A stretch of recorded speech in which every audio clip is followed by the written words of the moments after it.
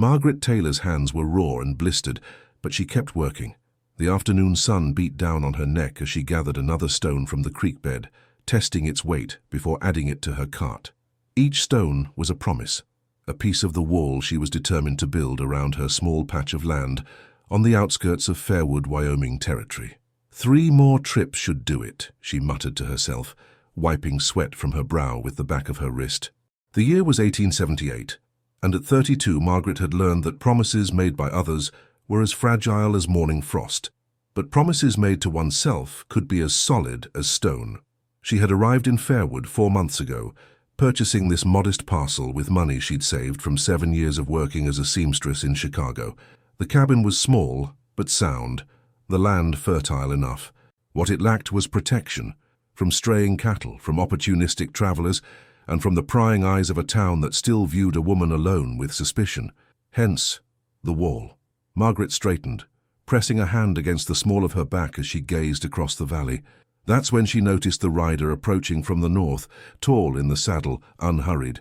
His horse, a chestnut quarter horse with a white blaze, moved with the easy rhythm of an animal accustomed to covering long distances. She tensed, her hand instinctively reaching for the small knife she kept in her apron pocket. Visitors were rare and rarely welcome. The rider stopped a respectful distance from where she stood. "Ma'am," he said, touching the brim of his worn hat. His voice was rough, as though it hadn't been used in some time.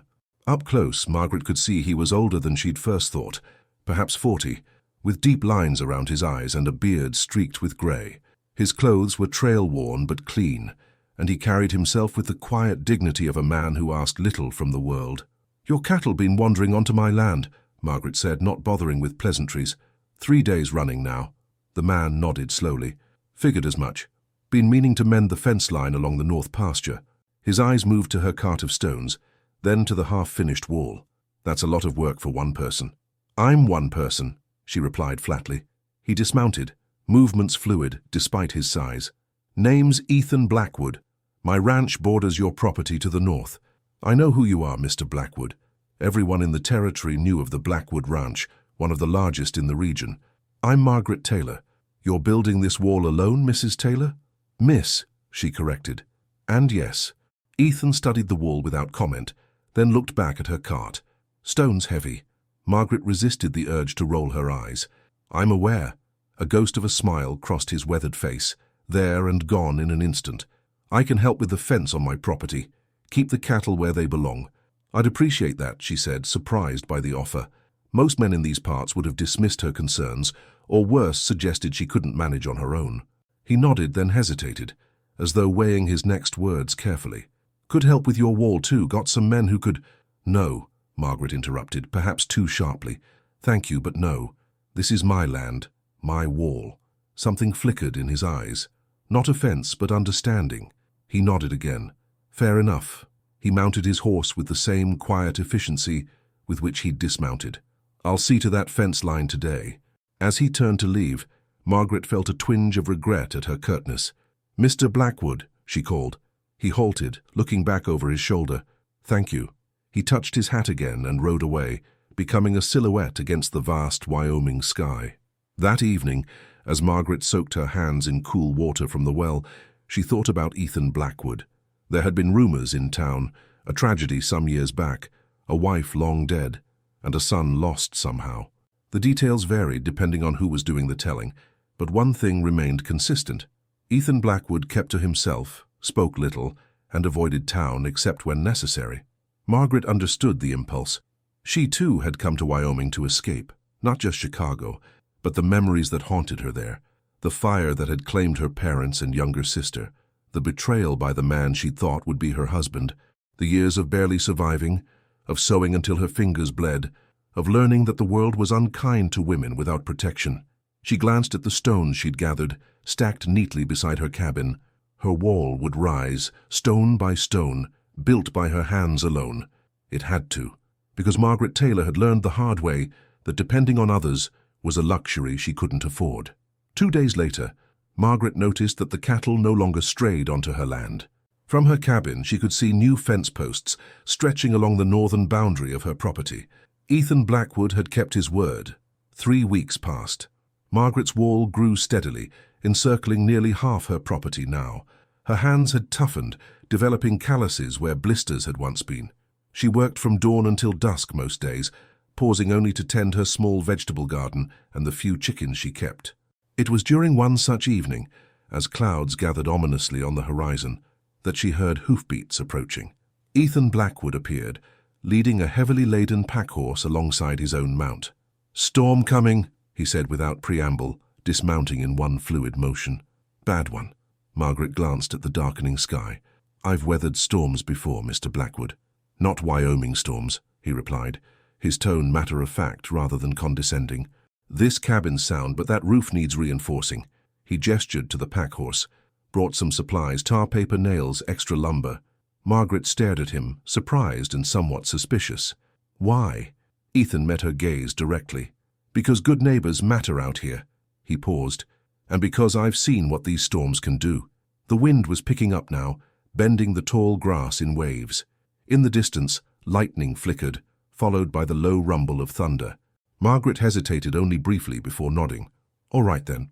They worked together in efficient silence, Ethan securing the roof, while Margaret moved her chickens into the lean-to attached to the cabin and gathered extra firewood. The first fat raindrops began to fall just as they finished, and they hurried inside as the sky opened up. The cabin was small, a main room with her bed behind a curtain in one corner, a rough-hewn table with 2 chairs, and a stone fireplace. Margaret busied herself lighting lamps and stoking the fire, while Ethan stood awkwardly by the door, hat in hand.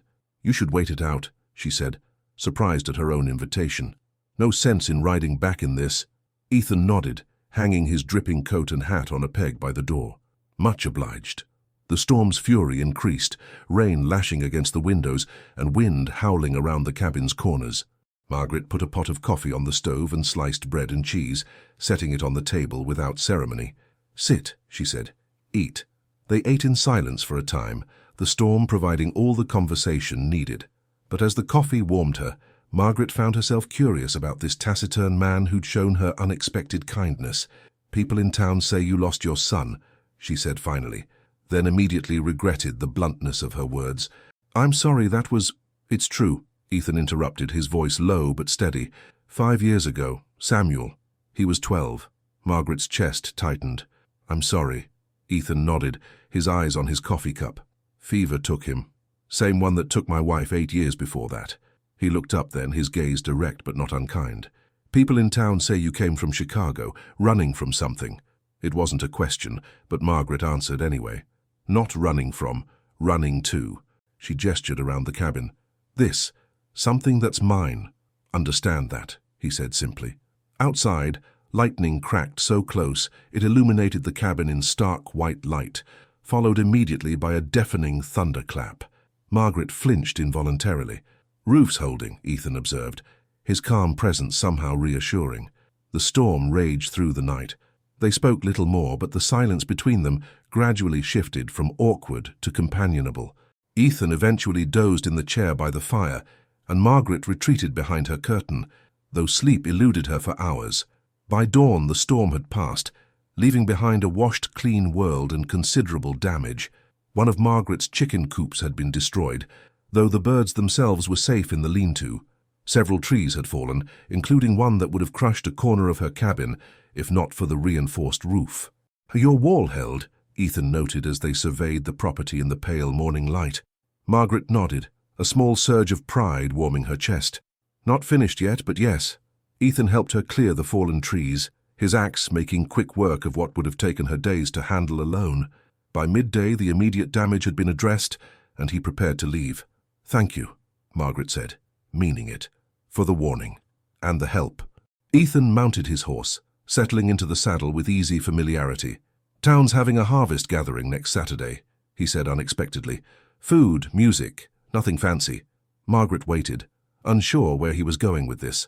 "I'll be driving my wagon in," he continued, looking somewhere past her shoulder. "Could stop by if you wanted a ride." The invitation surprised her. "I don't do well with crowds, Mr. Blackwood." "Neither do I," he admitted, finally meeting her eyes. "But sometimes it's good to remember there's more to life than work and walls." Before she could respond, he touched his hat and rode away, leaving Margaret to wonder at the strange turn her solitary life had taken. Margaret didn't intend to go to the harvest gathering. She told herself this repeatedly as Saturday approached, even as she found herself washing her best dress and pinning her hair more carefully than usual. When Ethan's wagon appeared on the horizon late that afternoon, she was waiting on her porch, though she still hadn't decided whether to accept his invitation. He pulled up to her cabin, a questioning look on his face. Margaret hesitated only briefly before gathering her shawl. "I won't stay long," she warned, climbing up beside him. "Neither will I," he replied, a hint of amusement in his voice as he flicked the reins. The journey to town passed mostly in silence, but it was a comfortable one. Margaret found herself stealing glances at Ethan's profile, noting the way the setting sun caught in his beard and the careful way he handled the horses. There was a steadiness to him that she found unexpectedly calming. Fairwood had transformed its main street for the occasion. Lanterns hung from every awning, tables laden with food lined the boardwalks, and a small group of musicians played lively tunes on a makeshift stage. Children darted between adults, their laughter rising above the general din of conversation. Margaret tensed as they approached, her hand unconsciously gripping the edge of the wagon seat. Ethan noticed. "We don't have to stay," he said quietly. She took a deep breath. "No, it's fine, it's been a while since I've been around so many people." They found a place to leave the wagon, and Ethan offered his arm with unexpected formality. After a moment's hesitation, Margaret took it, acutely aware of the solid strength beneath her fingertips. The townspeople's reactions to their arrival ranged from open curiosity to poorly concealed surprise. Margaret heard the whispers about the reclusive rancher and the standoffish newcomer, an unlikely pair if ever there was one. "Pay them no mind," Ethan murmured, guiding her toward the food tables. They filled plates and found a relatively quiet spot near the edge of the gathering. The food was good, hearty fare made by women who understood frontier appetites. Margaret found herself relaxing slightly as they ate, the normalcy of the activity grounding her. "Mr. Blackwood," a voice called, and they turned to see Sheriff Miller approaching, his wife beside him. "Didn't expect to see you here." "Sheriff," Ethan nodded. "Mrs. Miller. And Miss Taylor, isn't it?" Mrs. Miller smiled warmly. "We haven't been properly introduced. I'm Ellen Miller." Margaret managed a small smile in return. "Margaret Taylor. How are you finding Fairwood?" Ellen asked. "I understand you've taken on quite a project with that old Peterson place." "It suits me," Margaret replied, uncomfortable with the attention. "She's building a stone wall around the entire property," Ethan said unexpectedly. "By hand. Finest stonework I've seen in the territory." Margaret glanced at him, surprised by both the statement and the note of admiration in his voice. Sheriff Miller raised his eyebrows. "That's so. Impressive undertaking for anyone, let alone—" He caught himself, but the implication was clear. "For a woman alone?" Margaret finished for him, a familiar defensiveness rising. "Yes, well, I've found that most things people claim women can't do are simply things they haven't been allowed to try." An awkward silence followed, broken by Ellen Miller's diplomatic laugh. "Well, we're glad to have you in Fairwood, Miss Taylor. Perhaps you'll join our Ladies' Aid Society sometime. We meet on Wednesdays." Before Margaret could formulate a polite refusal, a commotion erupted near the saloon. A man's angry voice rose above the music, followed by the sound of breaking glass. Sheriff Miller excused himself hurriedly, moving toward the disturbance. "That'll be Tom Redding," Ellen sighed. "Third Saturday in a row."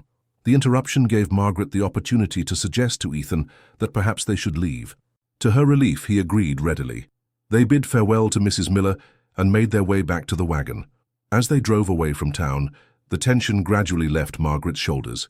The stars were emerging in the darkening sky, brilliant points of light in the vast expanse above.